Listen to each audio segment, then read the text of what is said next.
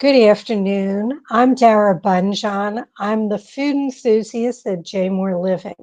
I'm a food writer, food stylist, PR maven, and a frustrated baker. Those of you joining us live, drop your comments and questions for my guest or for me into the comment box, and I will check from time to time.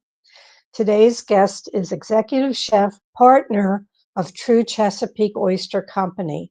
Actually, it is the first Maryland oyster farm to open a restaurant, and what a restaurant it is. Recent accolades from Wine Spectator, the Wine Spectator Award of Excellence for 2025, Open Table Diner's Choice, Bon Appetit, one of best crab cakes in Maryland. Chef Mills was honored from the Restaurant Association of Maryland as the Chef of the Year for 2025. True Chesapeake is a love letter to the Chesapeake Bay, the terroir. They champion sustainability, seasonality in the menus featuring Maryland invasive species, locally sourced ingredients, sustainably farmed oysters from their own True Chesapeake Oyster Company. Let's bring in Zack. Hi, thanks for having me on. Well, it's my pleasure, and congrats to you and your team at True Chesapeake Oyster from that Restaurant Association of Maryland, that 2025 Chef of the Year. What has been the feedback on that? Obviously, you should have more media attention. What have you recognized coming to you or the restaurant after the award? First of all, thank you so much. It was a great honor and honestly kind of a surprise, but and a lovely surprise nonetheless. Yeah, the restaurant's definitely gotten some more notoriety, and we've gotten busier because of it, which is really a blessing. It's any restaurant just wants to be busy, so it was super amazing and something that I will look back on fondly for a long time now, I think. That's great. I'm sitting here playing with technology. I put a curse on it. I said everything was going good, and then I start having problems. So glad to hear that. I usually start off my interview talking about the family table and your family table. And everything that I've read or listened to is you tend to lean heavily towards the Italian side of your family.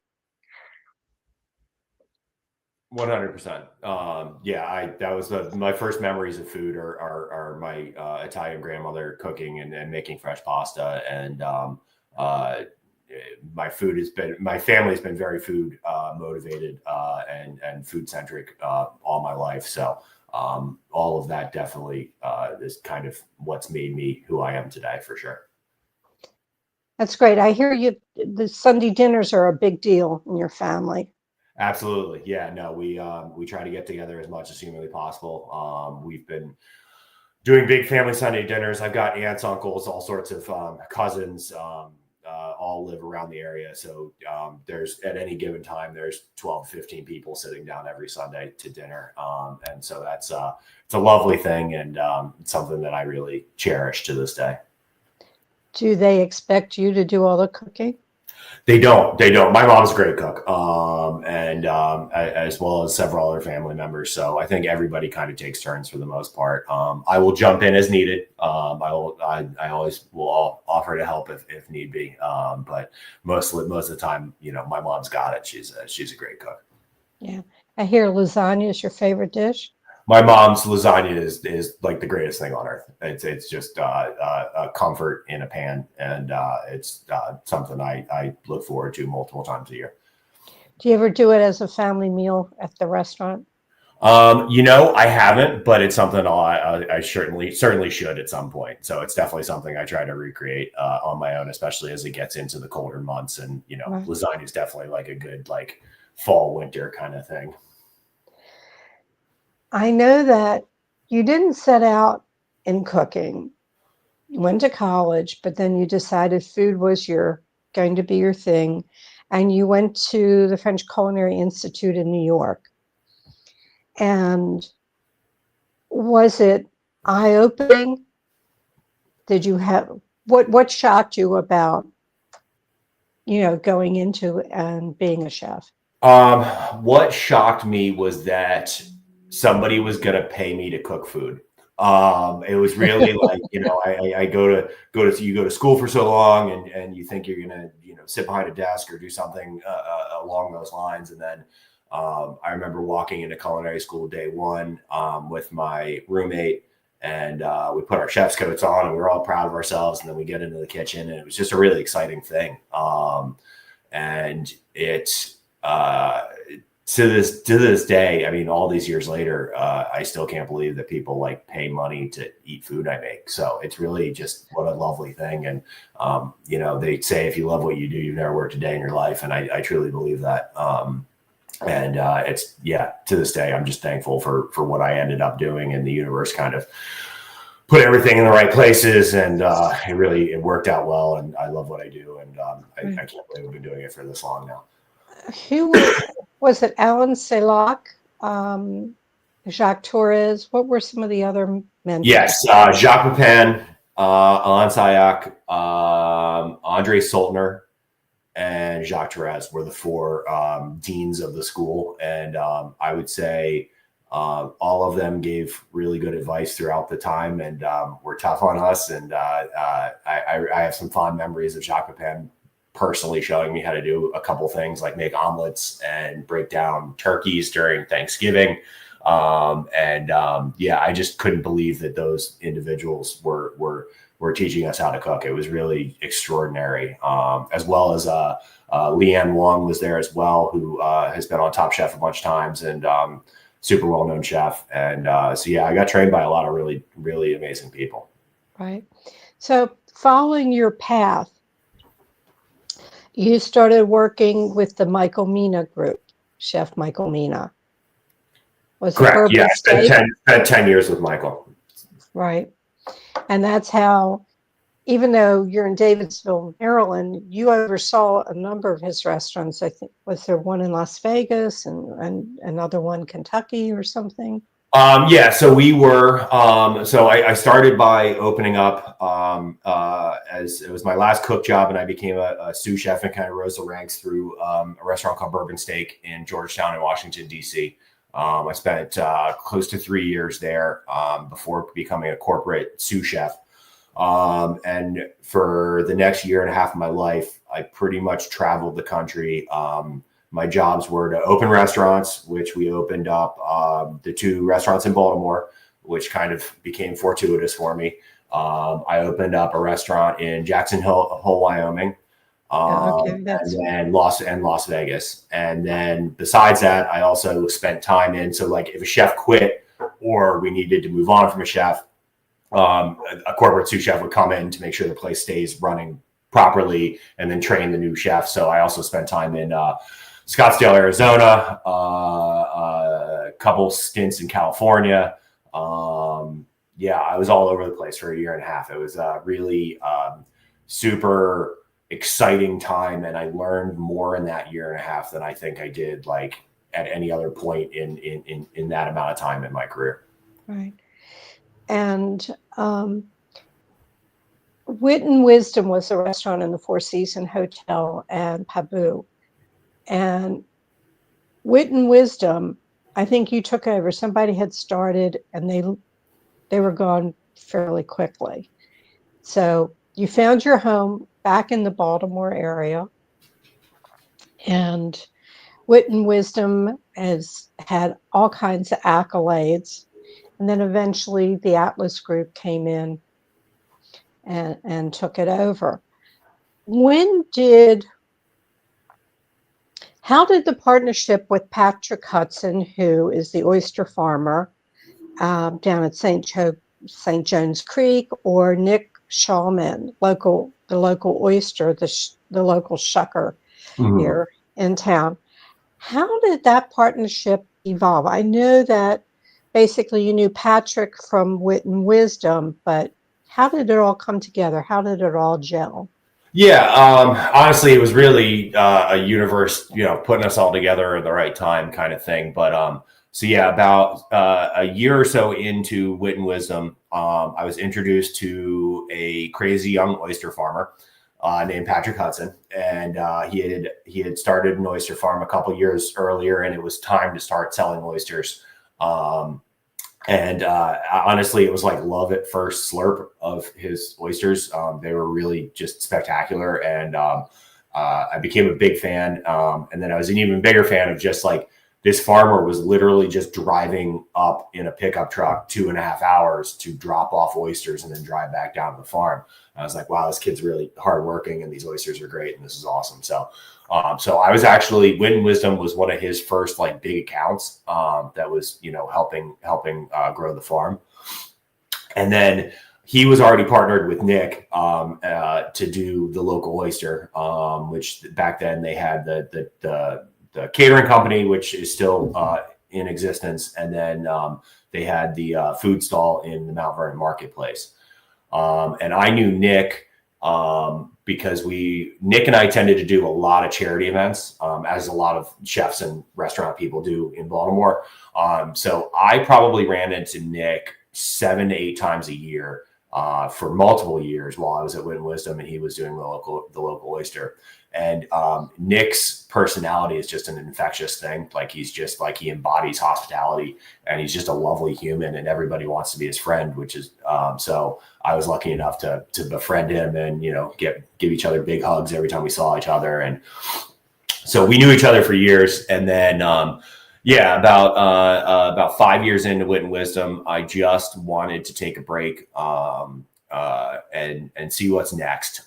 Wit and Wisdom was an amazing experience, but it was also breakfast, lunch, dinner, and 24-hour room service. So it was that kitchen never shut down. I tell people, walking into a ticket printer going and walking out to a ticket printer running is really it wears you down a little bit. So I wanted to take a break for a little bit and then decide what to do next. I wasn't sure what I was going to do, but once I let the hotel know and I put in my notice, I put out into the social media world, letting people know what my last day was and that I was going to take a break and, figure out what's next. And immediately multiple people, not Patrick or Nick, but multiple people around our kind of circle of friends started calling me saying, have you talked to Patrick? And I said, no, why would I talk to my oyster farmer? And they're like, well, he's got a space he's been looking at for a really long time, and he just needs a chef. So called Patrick. We had coffee in Cross Keys, and then we went down to the space. And his sister, Kate Giese, who is the interior designer for the restaurant, actually met us there with blueprints, and they had a lot done. And I fell in love with the space immediately. I brought my dad up because he's always like the biggest critic of anything. Right. Just really like, and he's a lawyer, and he's very like critical of these things. And he walked in and he saw the amount of parking spaces we had and the fact that we were kind of in the dead center of Baltimore City, but you couldn't see that it was in the Baltimore City. And he walked into the building. My dad was like, this is great. We should do this. Like, you should really do this. And yeah, it actually all kind of happened really quickly. Well, the construction didn't, but signing everything and partnering up and gearing up to do True Chesapeake was, within probably a month of me saying that I was leaving Wit and Wisdom, we had True Chesapeake working. So it's really just a blessing. And the restaurant turns 6 years old next month, which is crazy to think about. I remember the opening, and just to tell people, it's in an old mill, high, beautiful ceilings, beautifully decorated, 2 levels, open kitchen. I think, was it 4,500 square feet? And then they have a beautiful patio out where you're next to the Jones Falls, which runs alongside. And you were saying parking, free parking, easily accessible parking. What does that mean to me? It means everything. I can't go to Hamden now, which is a neighborhood for those who are watching in the area, because it's a great neighborhood and great restaurants, but you can't park your car and you're paying for valet. And, you know, but so I have a question for you. Oh, I want to tell people the bar is oyster shells. Correct, from our farm. Yeah, made from our farm. So we shipped several thousand pounds of our oyster shells down to a place in South Carolina, and they built our bar. So it's super neat. It's really one of the Yeah, cooler. I mean, there's a lot of cool elements to the restaurant, but that's right. one of the cooler ones.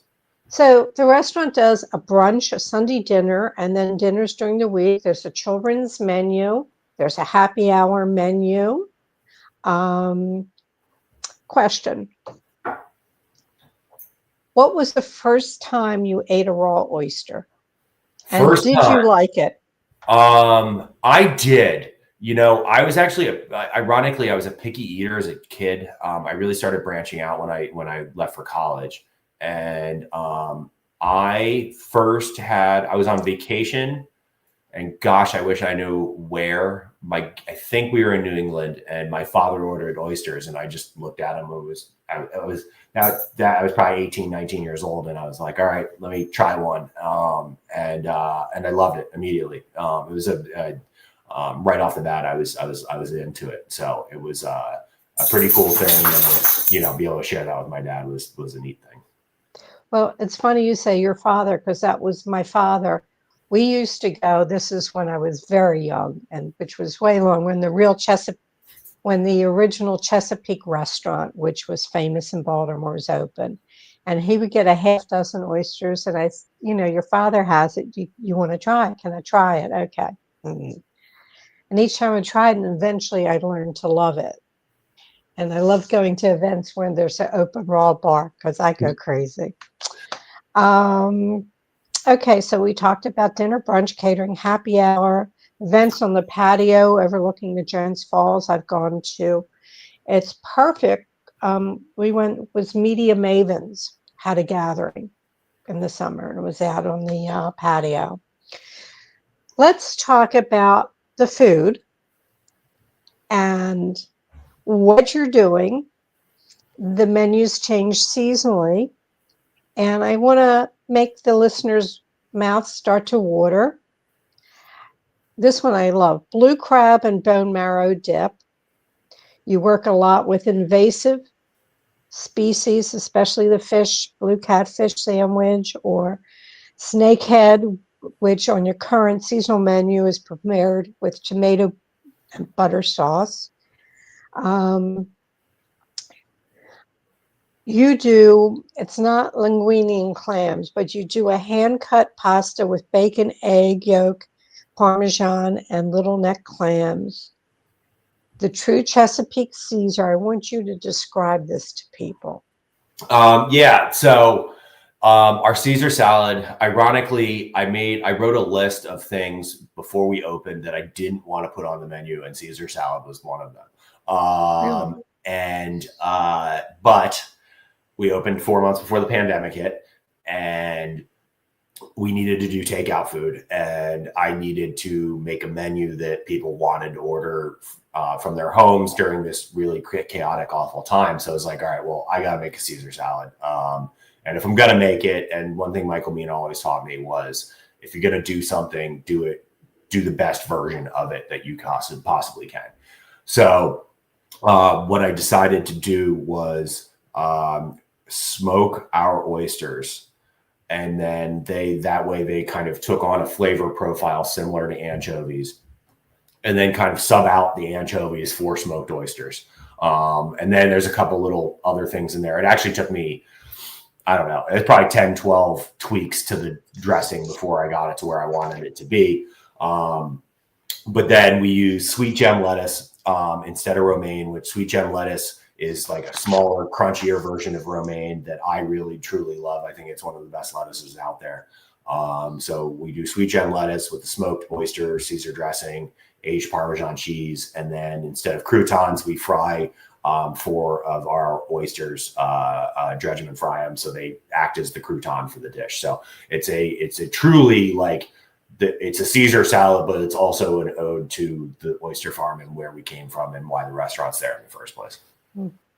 Right. And it's all about It's the love letter to the Chesapeake Bay and the region and the foods that are here. And everything on the menu, I looked at your menu currently, and we're getting ready to change seasons. Yep. When's the new menu coming out?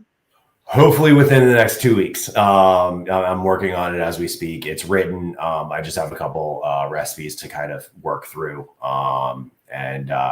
Everything goes from my head to a piece of paper, and then I get in the kitchen and just start playing and figuring out what's next. And I'm always trying to one up myself. So these days, I could probably make it easier on myself and just bring back dishes from last fall or winter that I enjoyed. But I don't know. I try not to do that. I try to, unless I like really fell in love with something, I try to like do something different every season, especially with the entrees and a couple of the appetizer sets and things like that. So yeah, I've got probably 12-ish new dishes coming out in the next 2 weeks. So a lot of work to do, but we'll get it done. Well, do you need a taste tester? I might. I'll call you. Give me a call. You do oysters every which way. I love that you do an oyster stew a la minute. Come in, it's cooked, not sitting in any steam table or anything like that. What's on the drawing board for True Chesapeake? Anything in the works that you can share that's big? Yeah, I mean, we actually started using part of Whitehall Market as a private dining space very recently. So for now, we are kind of taking over about half that space for more private events. So that's very exciting. Private events are a big part of our business. So, and we also at the same time want to be able to not be closed to the public as much as we possibly can. So this will really help that situation out. So that's very exciting that we can be doing an event in there and then be doing regular service in the restaurant. So we're also we're dear friends with the Old Westminster Winery / Burnt Hill team family, and they'll be coming down in a couple weeks. They came up with a delicious, beautiful wine called Brine, made specifically for oyster eaters. So we're going to do a launch party with them in a couple weeks, which is super exciting. And tickets, I believe, are still on sale. Just gearing up for the fall and then busy holiday season. So right now is kind of gear up time, and then once we hit October, it's kind of you blink and it's sometime in January. Right. So it's holiday season. 100%. It's just go. So we're excited for what's to come, and we're just given that we did open up 4 months before the pandemic, we're just proud that we're still here and thriving, and the restaurant's doing great. So it's really a blessing, and we're super thankful about it. Right. I remember getting a gift card for a cousin of mine who was celebrating a special birthday. And it was just as the pandemic sort of hit. And when I saw him, I said, you can still use it. They're still there. Keep on going. Everybody scrambled. You survived it, and especially being new. And what you said earlier about restaurants are very much involved with charities. Yours is especially No Kid Hungry, cystic fibrosis. You do a lot of biking, cycling, correct? Yes, for Movable Feast. Yeah. Movable Feast. Yeah. And so many people depend on restaurants and chefs, and I don't think, give them some love. For sure. Our community is lovely when it comes to charity work, and I'm just proud to be a part of it and do what I can to help. Right. Well, I think we've sort of come to the end of this, so I have my questions I ask. Everybody has to go through them, well, most people. What was your ultimate culinary fail? Ultimate culinary fail. I've had several. No, I would say the one that still kind of haunts me. It was early Wit and Wisdom days, and Chef Mina was in town, and there was an option in the restaurant. You could either do the regular a la carte menu, or you could do Chef Mina's here. We're going to do a Michael Mina Classics tasting menu, and I think it was like 5 or 6 courses. It was pretty aggressive. It was delicious. I was there. It was good, but by night 2 we were running out of stuff because I didn't think the amount of humans that ordered that tasting menu. I was like, I guesstimated that like half the restaurant would do that over the course of the weekend, and I think he was there 3 days, and yeah, we started running out of things like caviar for his caviar parfait, and just a couple things. And we scrambled, and he helped, and it was like, what a lovely man to like, come jump in and like, all right, here's how we're going to figure this out, and all these other things. And honestly, at the end of it, I was like, Chef, if you want to like fire me for this, I completely understand. Like this, we ran out of things, and this, started great and then turned out pretty poor. And he gave me a big hug, and he said he loved me, and just, do better. So I still remember that to this day. Look, when he started out, things happened to him. 100%. No, he was a great man, truly. Right. I remember I got to sit, you had a counter with chairs, and I sat there and I watched you and Michael prepare the meal. Somewhere on my computer, there might be a video that I did. I remember that was a couple years later. And I'd kind of hit my stride a little better then. And I remember that dinner as well, as where Michael and I kind of literally cooked tableside for everybody. I think I have some pictures of that too. And I remember that one. I remember his lobster crepe and a couple other dishes that I do recall well. And, I got to working for Michael for 10 years. It really just was amazing. And I've had a lot of fun and learned a lot from him.